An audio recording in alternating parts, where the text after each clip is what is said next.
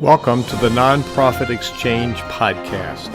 Stories by leaders for leaders to help you raise the bar on your own excellence, to release the potential inside of you. Now, here's today's podcast. Welcome to the Nonprofit Exchange. This is Hugh Ballou, president and founder of the Center Vision Leadership Foundation. Center Vision is synergy and vision. Leaders communicate their vision and build synergy with their teams. We are upgrading our skills today because we're talking to Randy Mayeux, who has, I'm going to let him tell you about what he does, but our title for this session today, I got to read it here. Deep dives into good books. Reading books still matters, definitely still matters. So, Randy Mayeux, thanks for being our guest today, and tell people a little bit about your background and your passion about what you do. What is it you do and your passion? My name, Randy Mayeux. All of my life, I have read books. I am a learner who learns by reading books. There are other ways to learn, but reading books is my way.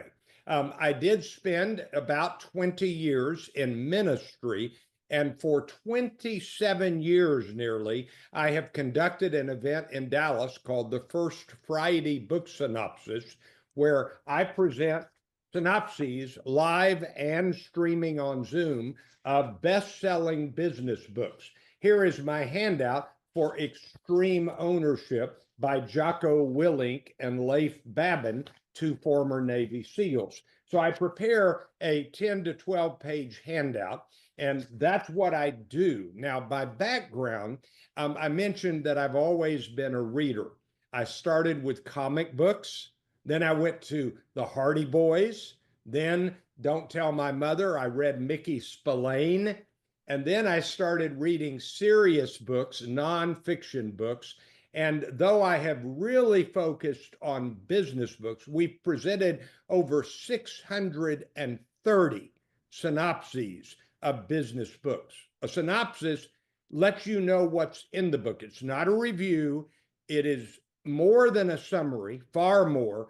It is a synopsis of the transferable concepts. So we've done over 630 books in the 27 years nearly that we've done this. And I've done both books every month, two books for the last few years after my founding partner had a stroke. So that's what I do. I love to read. I love to learn from reading. Let me ask you, your differentiation, you are very different from other services that do this primarily because of you, but you also were different because of the impact you had. Now, before we started, if you want to share that image with people, I think that circle that you shared with me summarizes the things that you teach. So do you want to share that image and talk about that's, to me, that's how you have impact on people's lives. Okay, Hugh, this is something that I created after around 15 years of presenting books every month, business books that are bestsellers. Jim Collins, Malcolm Gladwell, Amy Edmondson, you name a best-selling author, we've presented their key books. So, Randy, I just want to highlight for people that are listening on the audio podcast, when you go to the nonprofitexchange.org, you can download this document, but he's going to talk you through it and you can imagine it. But in the podcast, you'll be able to link to it. So excuse me for interrupting you. That's all right, Hugh. Thanks. On the left, in orange ovals, I say, assuming that you have a product or service that others will pay for. That's the absolute requirement of successful business. And then under that, I have orange circles, assuming process excellence. Excellent business processes such as logistics, accounting, billing, collecting. And then another oval for marketing and sales, customer acquisition.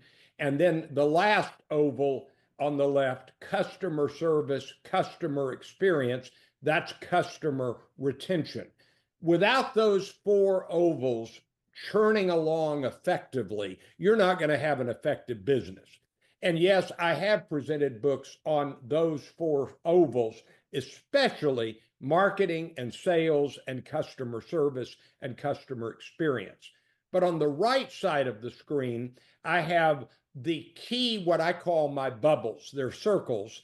And these are the things that leaders and effective business people have to always keep learning about and keep getting better with their skills in these. At the center of the graphic is the healthy and growing organization is constantly adapting and innovating. Think about companies that did not keep current. Sears, Roebuck and Company, Montgomery Ward, Circuit City, that Jim Collins named as an exemplar in the book Good to Great. They didn't keep current, and so they're gone. I've got a favorite restaurant when I moved to Dallas called Steak and Ale. It's long gone. I loved that restaurant. They did not keep current. And then clockwise, starting on the top left, here are the other circles to keep working at. What's the meaning behind your business? The core values, the why.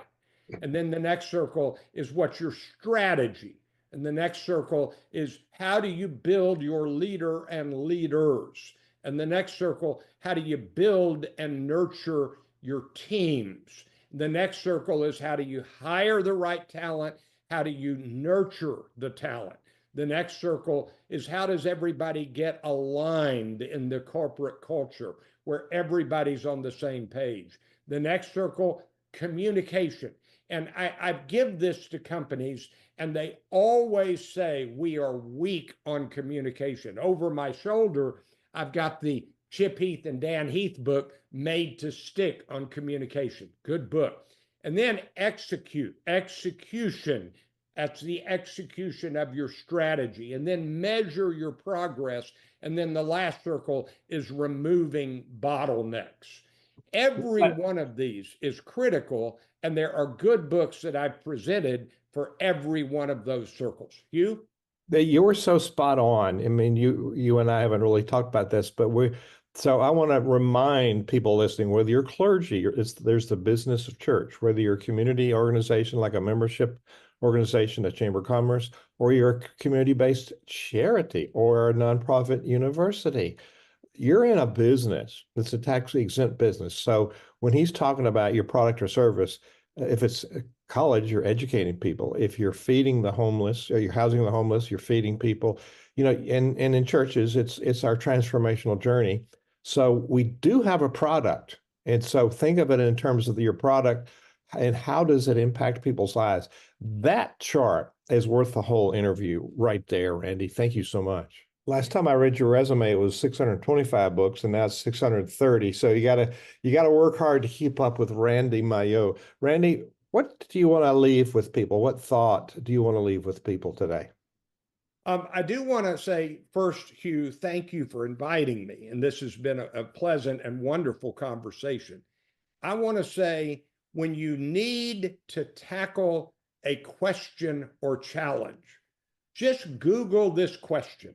What's the best book on building teams? What's the best book on? And then you look through the list and you pick one that is good and you get your pen out or use your Kindle app, you underline passages and you read. What I want to say to people is the best way to keep learning is to know what's in the best books. If people write an article, they haven't thought through it much, but when they get ready to submit a manuscript, they have thought through their stuff.